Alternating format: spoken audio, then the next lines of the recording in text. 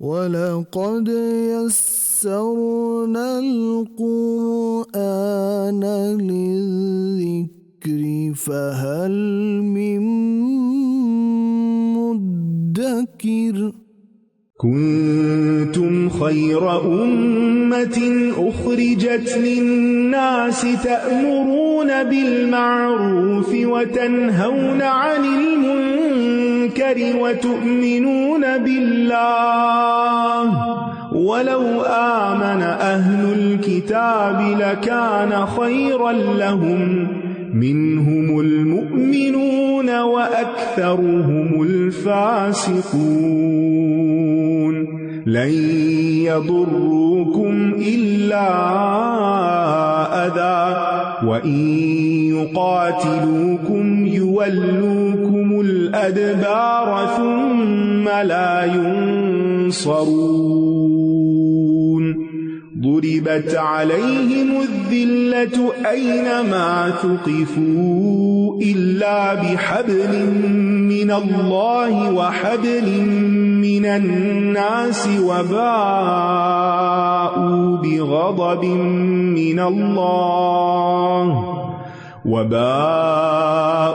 بغضب من الله وضربت عليهم المسكنة ذلك بأنهم كانوا يكفرون بآيات الله ويقتلون الأنبياء بغير حق ذلك بما عصوا وكانوا يعتدون ليسوا سواء من أهل الكتاب أمة قائمة يتلون آيات الله آناء الليل وهم يسجدون يؤمنون بالله واليوم الآخر ويأمرون بالمعروف وينهون عن المنكر ويسارعون في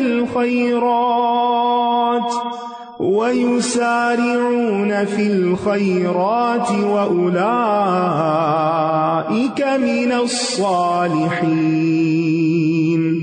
وما يفعلوا من خير فلن يكفروه والله عليم بالمتقين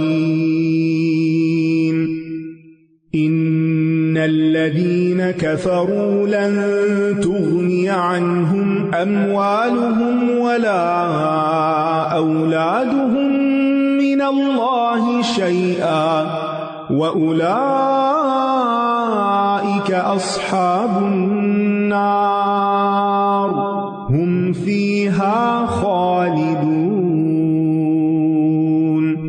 مثل ما ينفقون في هذه الحياة الدنيا كمثل ريح فيها صر أصابت حرث قوم ظلموا أنفسهم فأهلكته وما ظلمهم الله ولكن أنفسهم يظلمون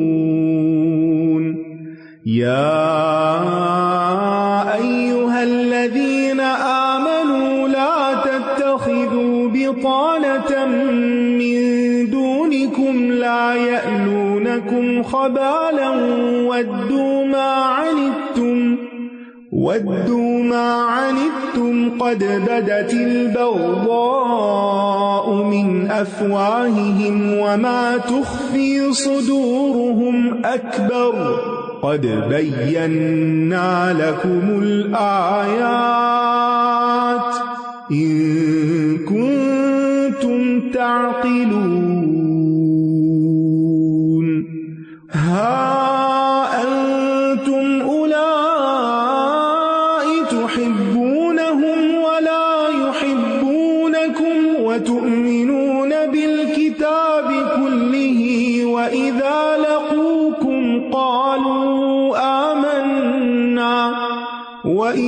لقوكم قالوا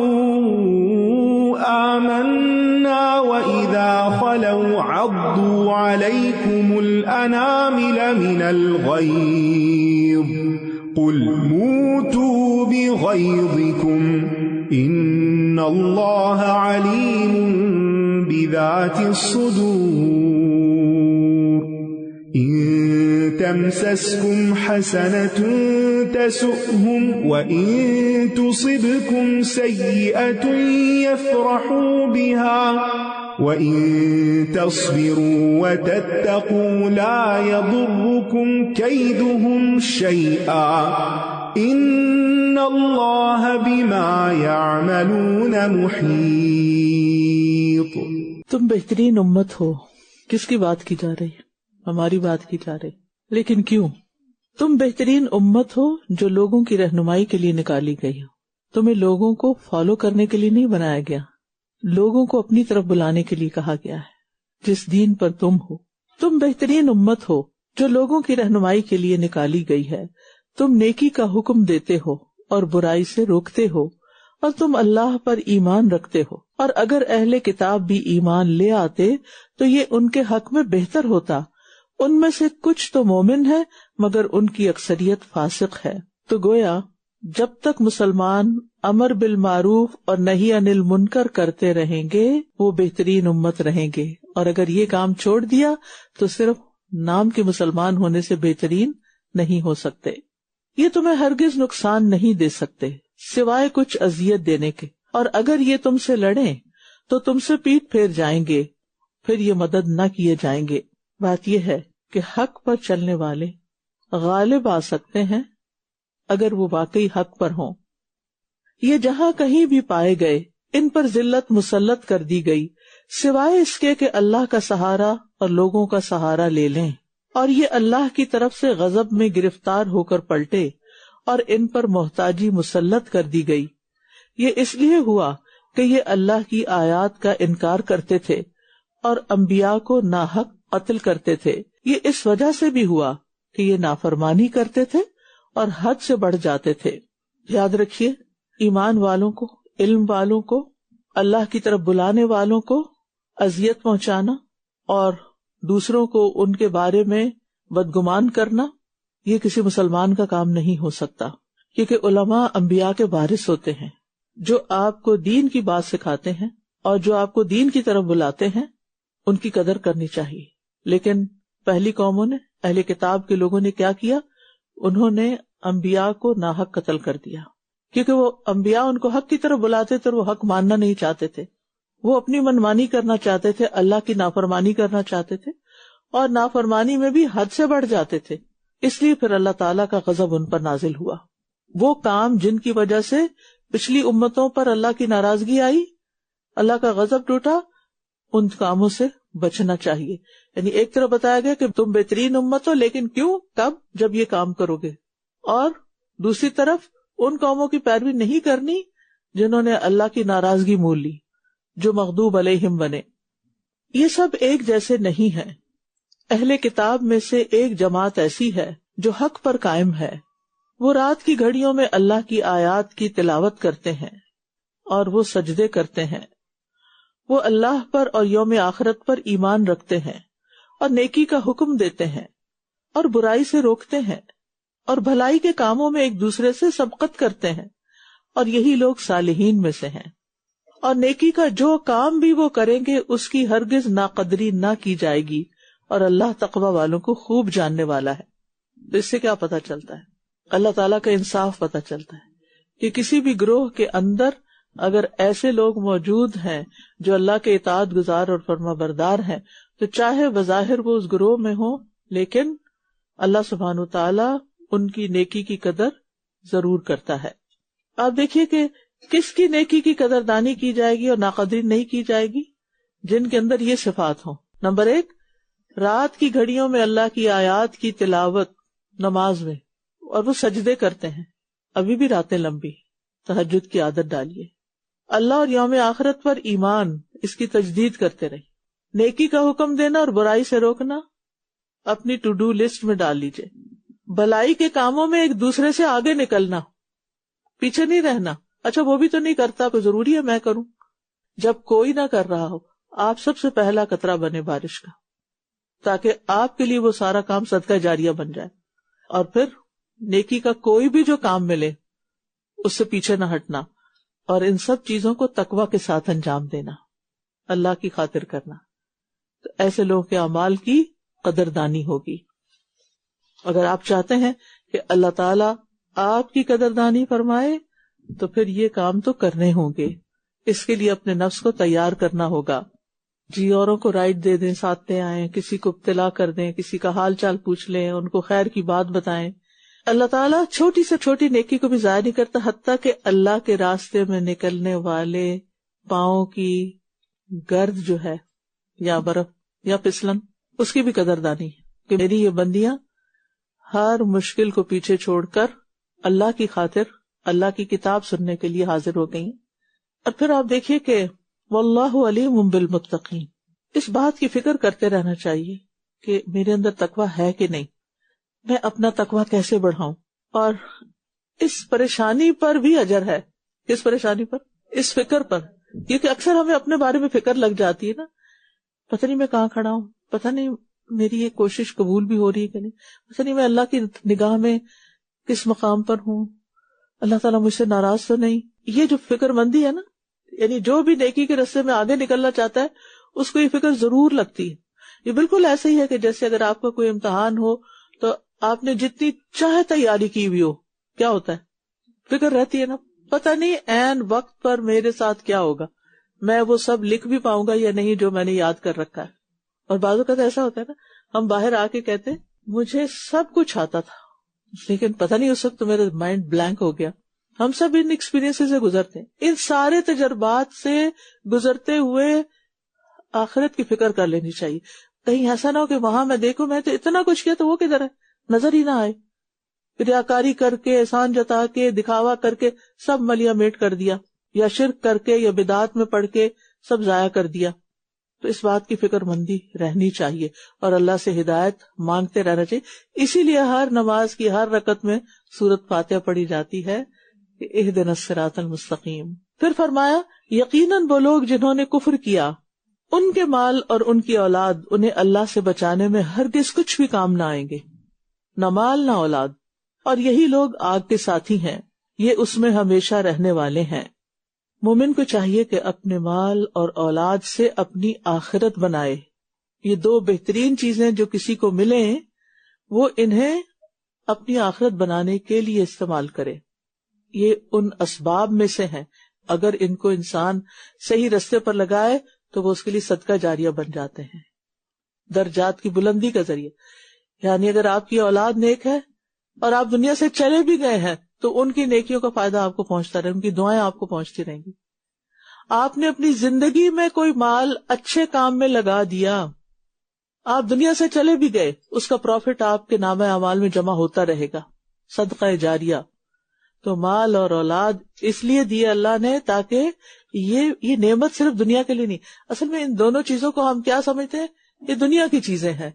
بھائی ہیں دنیا کی، لیکن ان سے ہم دنیا بھی اچھی بنا سکتے ہیں، مال سے اپنا کمفرٹ بنا سکتے ہیں، اور اسی طرح اولاد سے بھی بہت سے فائدے اٹھا سکتے ہیں. لیکن اصل میں اللہ نے ہمیں یہ دی اس لیے ہے کہ صرف دنیا نہیں، ان سے اپنی آخرت بنانی. تو آپ سب سوچیے اس پر کہ میں اپنے مال اور اولاد کے ذریعے کس طرح اپنی آخرت بنا سکتی ہوں، کیا کیا کر کے. اس دنیا کی زندگی میں جو کچھ یہ خرچ کرتے ہیں اس کی مثال اس ہوا کی طرح ہے جس میں سخت سردی ہو، جو ایسے لوگوں کی کھیتی کو جا پہنچے جنہوں نے اپنی جانوں پر ظلم کیا، پھر وہ اس کھیتی کو برباد کر کے رکھ دے. اور اللہ نے ان پر ظلم نہیں کیا لیکن یہ خود اپنی جانوں پر ظلم کرتے ہیں. دنیا میں کیا گیا کوئی بھی عمل آخرت میں کب کام آئے گا؟ جب وہ ایمان کے ساتھ کیا جائے، خلوص نیت کے ساتھ کیا جائے، اس میں ریاکاری سے بچا جائے، اللہ کی رضامندی حاصل کرنے کے لیے کیا جائے، کتاب و سنت کی پیروی کے مطابق کیا جائے. تو جو صدقہ خیرات ان شرائط پر پورا نہیں اترے گا اس کا فائدہ نہیں ہوگا. وہ ایسا ہی ہوگا کہ جیسے آپ نے بڑی محنت سے ایک کھیت لگایا، اپنا گارڈن سجایا، اور ایک ٹھنڈی ہوا چل، بازو کا ایسا ہوتا ہے نا، مئی جون میں بھی آپ نے جو پنیری لگائی بھی ہوتی ہے، ایک ٹھنڈی ہوا آتی ہے اور وہ سب ختم ہو جاتے اور سبزیاں نہیں اگتی پھر. تو ایسے ہی آپ نے بڑی محنت کر کے کوئی نیکی کمائی اور ریاکاری کر کے ساری گنوا دی.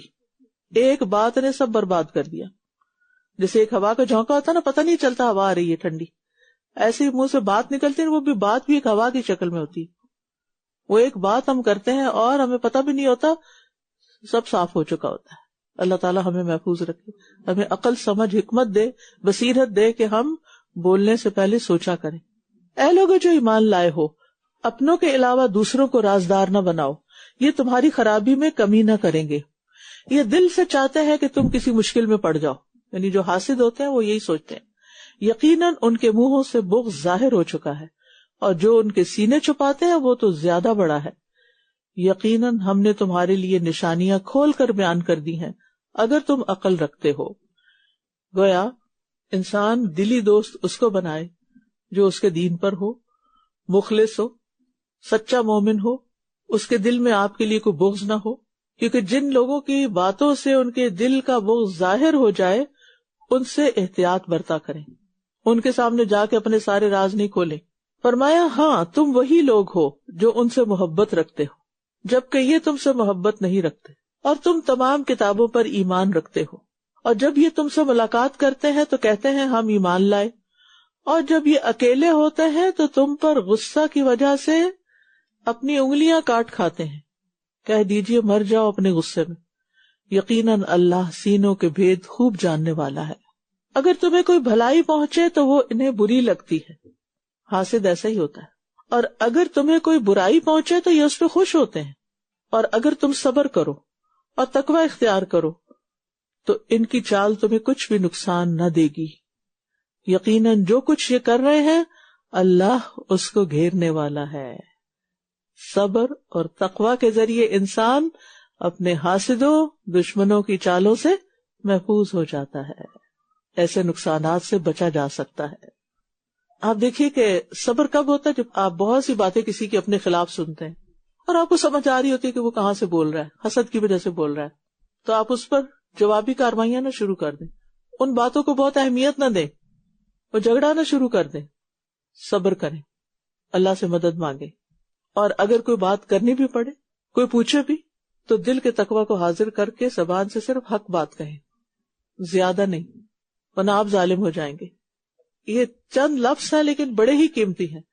وَإِن تَصْبِرُوا وَتَتَّقُوا لَا يَضُرُّكُمْ كَيْدُهُمْ شَيْئًا.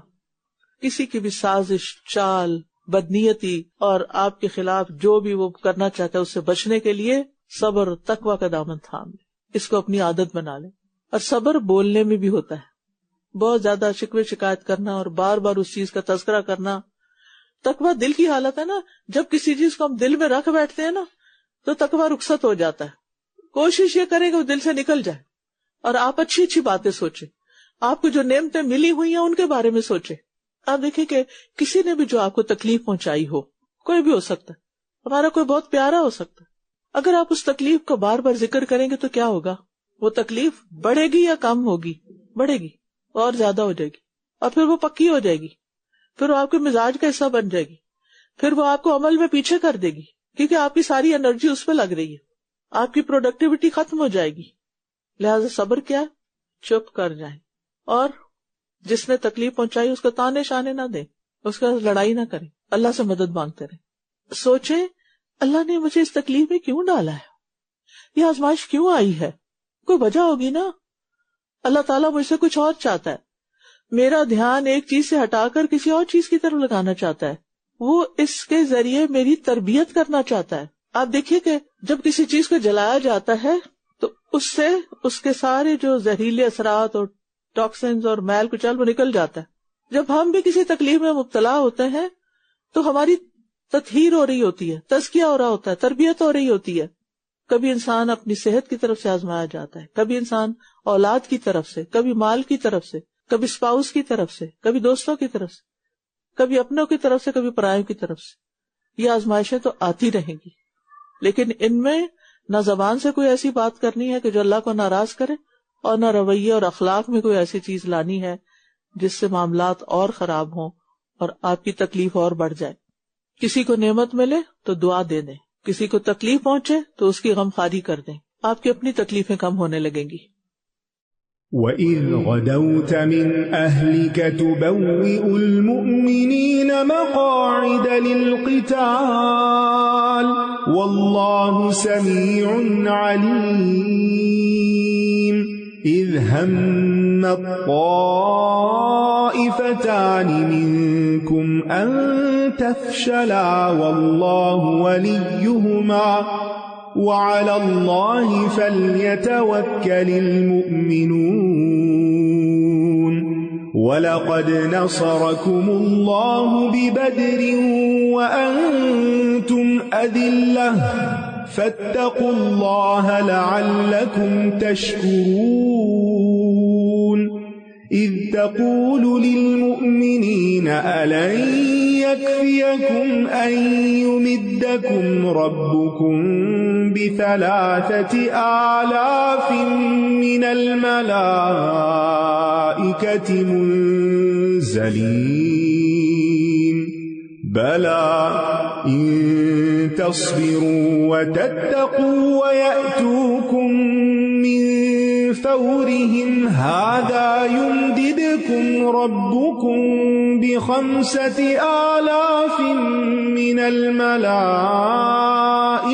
مُسَوِّمِينَ وَمَا جَعَلَهُ اللَّهُ إِلَّا بُشْرَى لَكُمْ وَلِتَطْمَئِنَّ قُلُوبُكُمْ بِهِ وَمَا النَّصْرُ إِلَّا مِنْ عِندِ اللَّهِ الْعَزِيزِ الْحَكِيمِ لِيَقْطَعَ طَرَفًا مِّنَ الَّذِينَ كَفَرُوا أَوْ يَكْبِتَهُمْ فَيَنقَلِبُوا خَائِبِينَ لَيْسَ لَكَ مِنَ الْأَمْرِ شَيْءٌ أَوْ يَتُوبَ عَلَيْهِمْ أَوْ يُعَذِّبَهُمْ فَإِنَّهُمْ ظَالِمُونَ وَلِلَّهِ مَا فِي السَّمَاوَاتِ وَمَا فِي الْأَرْضِ يَغْفِرُ لِمَن يَشَاءُ وَيُعَذِّبُ مَن يَشَاءُ واللہ غفور رحیم۔ اور اے نبی وہ وقت یاد کریں جب آپ صبح سویرے اپنے گھر والوں سے یعنی احد کی طرف نکلے۔ آپ جنگ کے لیے مومنوں کو مورچوں پر متعین کر رہے تھے اور اللہ خوب سننے والا خوب جاننے والا ہے۔ جب تم میں سے 2 گروہوں نے ہمت ہار دینے کا ارادہ کر لیا تھا، حالانکہ اللہ ان دونوں کا مددگار تھا اور مومنوں کو اللہ ہی پر توکل کرنا چاہیے۔ تم نے ہمت کیوں ہاری جبکہ یقینی طور پر اللہ بدر کی جنگ میں تمہاری مدد کر چکا تھا، حالانکہ تم اس وقت کمزور تھے۔ بس اللہ کا تقوی اختیار کرو تاکہ تم شکر ادا کر سکو۔ مدد اور نصرت صرف اللہ کی طرف سے حاصل ہوتی ہے، کثرت تعداد کی وجہ سے نہیں۔ اللہ نے مسلمانوں کی مدد کی جنگ بدر کے موقع پر جبکہ وہ تعداد میں کم تھے، سامان حرب بہت کم تھا۔ اللہ نے اپنے فرشتے بھیج دیے کیونکہ سارے لشکر تو اللہ کے ہیں، وہ بھیج سکتا ہے، لیکن وہ کب بھیجتا ہے اس کی کچھ شرائط ہے۔ آپ اس قابل بنے کہ فرشتے آپ کی مدد کو آئیں، اپنے اندر وہ اخلاق پیدا کریں، وہ کردار پیدا کریں، وہ تقوی پیدا کریں، وہ ایمان پیدا کریں۔ تو گویا بعض اوقات ہماری دعاؤں کی قبولیت میں تاخیر کیوں ہوتی ہے؟ ہماری اپنی یہ کچھ وجوہات ہوتی، اللہ کو دینے میں کچھ مشکل نہیں ہوتی، لیکن ہمیں اس وقت وہ چیز سوٹ نہیں کر رہی ہوتی، ہم وہ ڈیزرو نہیں کر رہے ہوتے۔ جب آپ مومنوں سے کہہ رہے تھے کیا تمہیں یہ خوشخبری کافی نہیں کہ تمہارا رب 3,000 اتارے ہوئے فرشتوں سے تمہاری مدد کرے؟ 3,000 فرشتوں سے کیوں نہیں؟ اگر تم صبر کرو اور تقوی اختیار کرو اور وہ دشمن تمہارے پاس اپنے پورے جوش سے آ جائے تو تمہارا رب 5,000 نشان لگائے ہوئے فرشتوں سے تمہاری مدد کرے گا، یعنی تعداد اور بڑھے گی۔ کب؟ صبر اور تقوی کے ساتھ۔ واضح بات بتا دی گئی، زیادہ صبر ہوگا، زیادہ تقوی ہوگا، زیادہ بڑی مدد آئے گی۔ یعنی ہم کہتے ہیں نا ہماری مدد کیوں نہیں ہو رہی، کیونکہ کمی ہم میں ہے، اور اللہ نے اس کو تمہارے لیے خوشخبری بنا دیا، اور تاکہ تمہارے دل اس سے مطمئن ہو جائیں۔ اور مدد تو بس اللہ ہی کی طرف سے ہے، جو بہت زبردست خوب حکمت والا ہے. یعنی اصل مدد اللہ کی ہے. یہ تو تمہاری تسلی کے لیے تمہیں بتایا جا رہا ہے کہ تمہاری مدد کو فرشتے آ رہے ہیں. اسباب جتنے بھی ہوتے ہیں یہ صرف دلوں کے اطمینان کے لیے ہوتے ہیں. مثلا آپ نے بازار جانا اور آپ کی جیب میں پیسے ہیں تو آپ کیا ہوں گے؟ مطمئن. میرے پاس اتنا کریڈٹ ہے، اتنے پیسے ہیں اور میں فلاں اور فلاں چیز آرام سے لے سکتے ہیں، آپ کو کوئی فکر نہیں. لیکن اگر آپ کو وہاں کوئی چیز پسند آ جائے اور جیب میں پیسے نہ ہوں پھر کیا ہوتا ہے؟ پھر پریشانی ہوتی ہے. یہ قدرتی سی بات ہے، انسان کی نیچر ہے کہ اس کے پاس سارے اسباب ہوں، گھر ہے، گاڑی ہے، جاب ہے، سب کچھ ہے تو کیا ہے؟ خوش ہے. اگر ان میں سے کسی ایک چیز، گاڑی خراب ہو جائے پریشان ہے، گھر میں کوئی کام کروانے کا آ جائے تو پریشانی لاحق ہو جاتی. لیکن ان سب کا علاج کیا ہے؟ ان پریشانیوں کا جب اسباب کی کمی ہو تو کیا کرنا چاہیے؟ اسباب میں خرابی ہو جائے کیا کرنا چاہیے؟ توکل. اللہ ہے نا، اللہ مالک ہے، ہو جائے گا. اللہ کوئی اور راستہ پیدا کرے گا. اگر ایک چیز سے پریشانی ہو رہی ہے تو اللہ تعالیٰ کسی اور چیز میں سکون پیدا کر دے گا. بس اللہ سے جڑے رہیں، اللہ کو نہیں بھولنا. اور تقوی اختیار کرنا ہے یعنی اللہ کی نافرمانی کے کام نہیں کرنے کسی بھی چیز کے حصول میں. اور پھر آپ دیکھیے کہ اللہ نے اس کو تمہارے لیے خوشخبری بنا دیا. تو یہ جو خوشی آتی ہے نا اور مسرت دل میں پیدا ہوتی ہے، یہ بھی دراصل اللہ کی طرف سے آتی ہے. اللہ ہی کے ہاتھ میں، وہی رلاتا ہے، وہی ہنساتا ہے. اور اگر اللہ ہماری مدد نہ کرے تو کوئی بھی نہیں کرتا. وہ کہتے ہیں اپنے سکے بھی نہیں کام آتے، کوئی بھی کام نہیں آتا. مدد اصل میں اللہ ہی کی ہوتی. لہٰذا سب سے زیادہ وفادار پھر کس کا ہونا چاہیے؟ اللہ کا. سب سے زیادہ تابعداری، اطاعت، فرمانبرداری اللہ ہی کی ہونی چاہیے، کیونکہ وہی اپنا ہے، باقی سب بیگانے ہیں. ہم سب کو اپنا سمجھتے ہیں اور اللہ سے دور ہیں. یہ ہماری غلطی ہے. وَمَن نَّصْرُ إِلَّا مِنْ عِنْدِ اللَّهِ. ہر معاملے میں مدد اللہ ہی کی طرف سے آتی ہے، لہٰذا اس کی مدد مانگتے رہیں. اور یہ مدد اس لیے بھی آئی تاکہ وہ کافروں کے گروہ کا ایک حصہ کاٹ کر رکھ دے یا وہ انہیں ذلیل و پسپا کر دے، پھر وہ نامراد ہو کر لوٹ جائیں. آپ کو اس معاملے میں کچھ بھی اختیار نہیں، چاہے وہ ان پر مہربان ہو جائے یا وہ انہیں عذاب دے، کیونکہ بلا شبہ یہ لوگ ظالم ہیں. تو مختار کل اور عالم الغیب ذات صرف اللہ سبحانہ و تعالیٰ کی ہے اور اللہ ہی کے لیے ہے. جو کچھ آسمانوں میں ہے اور جو کچھ زمین میں، وہ جسے چاہتا ہے بخش دیتا ہے اور جسے چاہتا ہے عذاب دیتا ہے. اللہ اکبر. اگر عذاب کا فیصلہ بھی اس کے ہاتھ میں ہے اور بخشش کا فیصلہ بھی اس کے ہاتھ میں ہے تو پھر کیا کرنا چاہیے؟ اسی کو راضی کر لینا چاہیے. اور اللہ بہت بخشنے والا، نہایت رحم کرنے والا ہے، غفور الرحیم ہے. لہٰذا اچھا گمان رکھ کر اسی کی طرف پلٹیں. یاد رکھیے انسان کے لیے اللہ کی ناراضگی کی ایک صورت یہ بھی ہوتی ہے کہ اللہ تعالیٰ انسان کو اس کے نفس کے حوالے کر دیتا ہے. اور نفس کیا ہے؟ ظالم ہے، جاہل ہے، وہ برائی کی طرف جاتا ہے. ان النفس لامارۃ بالسوء. نتیجتاً کیا ہوتا ہے؟ اللہ کی پکڑ آ جاتی ہے. اب یہاں دیکھیں آیت میں عذاب اور مغفرت کا ذکر کیا گیا، لیکن آیت کا اختتام غفور الرحیم پر ہو رہا ہے. یعنی اللہ تعالیٰ تو بخشنا ہی چاہتا ہے، عذاب نہیں دینا چاہتا. اللہ تعالیٰ تو وہاں سے رحمت کرتا ہے کہ انسان سوچ بھی نہیں سکتا. تو ہمیں اسی کی طرف رغبت کرنا، اسی کی طرف رجوع کرنا ہے، اسی سے مدد مانگنی ہے اور اسی سے بخشش مانگنی اور اسی سے رحمت مانگنی. اللہ تعالیٰ ہم سب پر اپنی رحمتیں اور بخشش نازل فرمائے. اللہ سبحانہ و تعالیٰ ہماری اس کوشش کو قبول کرے اور اس قرآن کے ذریعے ہمیں روشنی عطا کرے، ہمارے غموں کو دور کر دے، ہمارے دکھوں کا مداوع کر دے. ہمیں اس دنیا میں بھی بھلائیاں عطا فرمائے اور آخرت میں بھی بھلائی عطا فرمائے. ہمیں قبر کے عذاب سے بچا لے، ہمیں جہنم کے عذاب سے بچا لے، ہمیں نیکی کے کاموں کا شوق اور محبت عطا فرمائے اور ہم سے راضی ہو جائے اور ہمارے دلوں میں اس کی ملاقات کا شوق پیدا ہو جائے اور ہمیں نیکی کے کام دوڑ دوڑ کر کرنے کی توفیق عطا فرمائے اور اس رستے میں آنے والی مشکلات کو دور فرما دے. وآخر دعوانا ان الحمد للہ رب العالمین. سبحانک اللہم وبحمدک اشہد ان لا الہ الا انت استغفرک واتوب الیک. السلام علیکم ورحمۃ اللہ وبرکاتہ. وَلَقَدْ يَسَّرْنَا الْقُرْآنَ لِلذِّكْرِ فَهَلْ مِن